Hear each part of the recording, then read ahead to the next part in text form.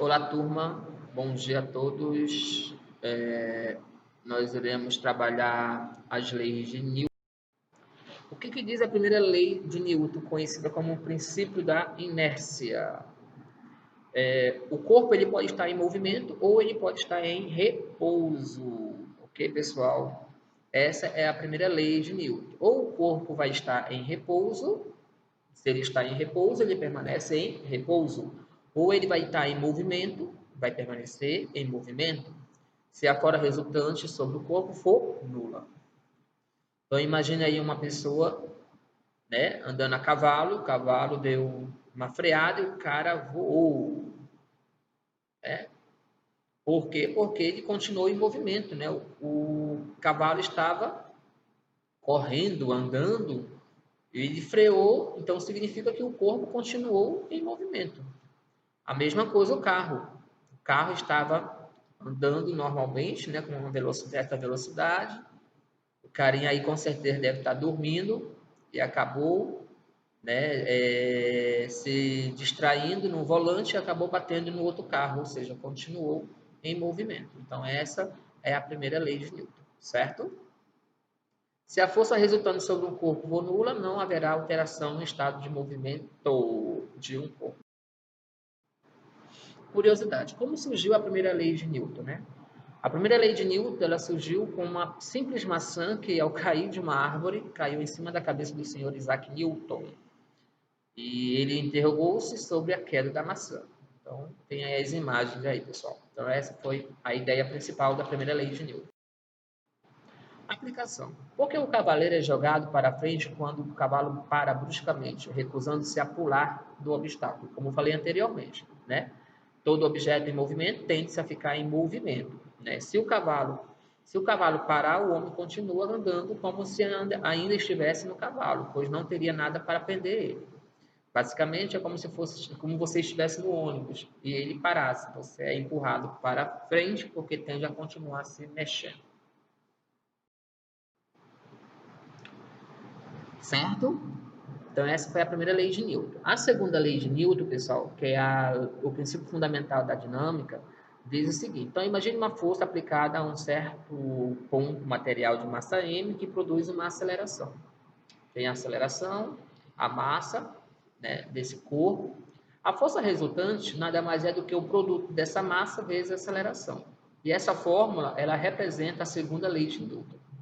No entanto, essa força resultante pode ser a diferença entre a força 1 e a força 2. Logo, a força resultante vai ser força 1 menos força 2 é igual a massa vezes a aceleração. Isaac Newton. F e a aceleração têm a mesma direção, o mesmo sentido e intensidade proporcional. Quando a gente fala de força, a gente também tem a ideia de peso de um corpo, né? O que é o peso de um corpo? Em torno da Terra há uma região chamada campo gravitacional, na qual todos os corpos sofrem suas influências que se apresentam em forma de uma força. E essas forças de atração são denominadas forças gravitacionais. E como é que eu faço para calcular o peso de um corpo? O peso de um corpo nada mais é do que a força de atração gravitacional que a Terra exerce sobre esse corpo. O peso nada mais é do que o produto da massa vezes a gravidade. Essa gravidade ela é aproximadamente 9,8 metros por segundo ao quadrado. Em alguns livros didáticos são utilizados como 10, mas a gravidade tem esse valor aproximado. Um exemplo aí da maçã é atraída pela gravidade da Terra, a Terra é atraída pela gravidade da... Vamos falar da lei de Hooke. Imagina uma mola que apresenta uma certa deformação elástica. Se retirar da força que a deforma, ela retorna ao seu comprimento de fórmulas originais.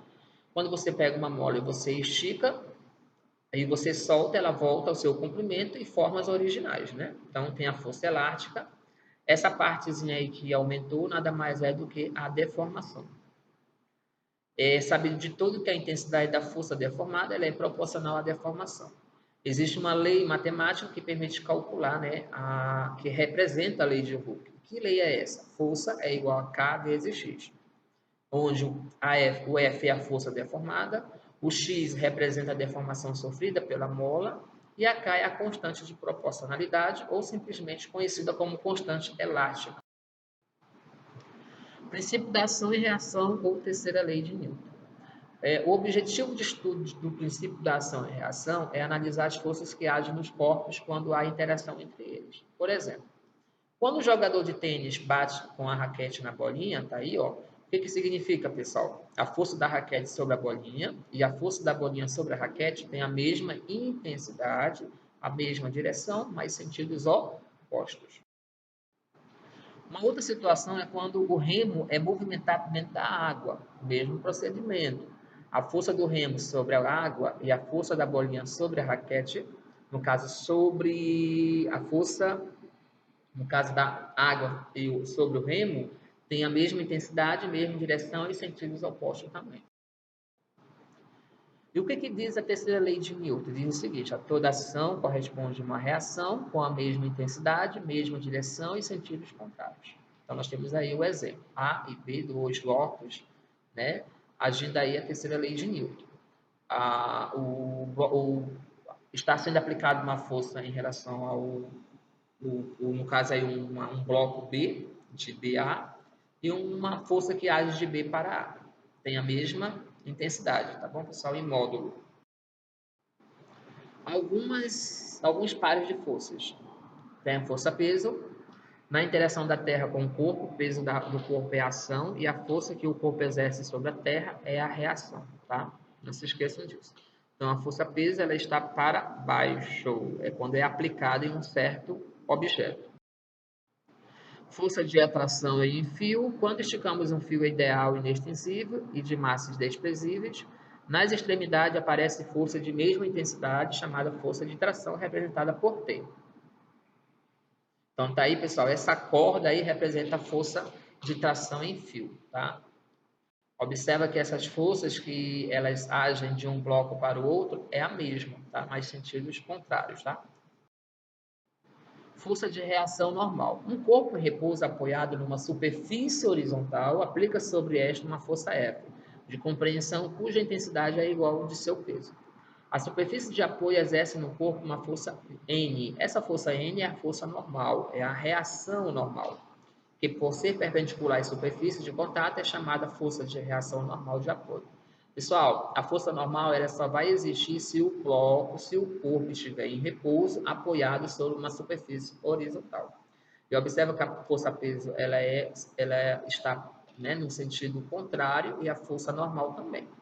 Força-peso ela está em direção para cima e a força normal, no caso, para cima e a força-peso para baixo, tá bom? Então não se esqueça disso aí.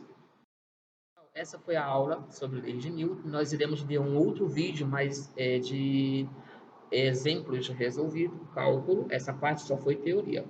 Até a próxima, vocês são capazes.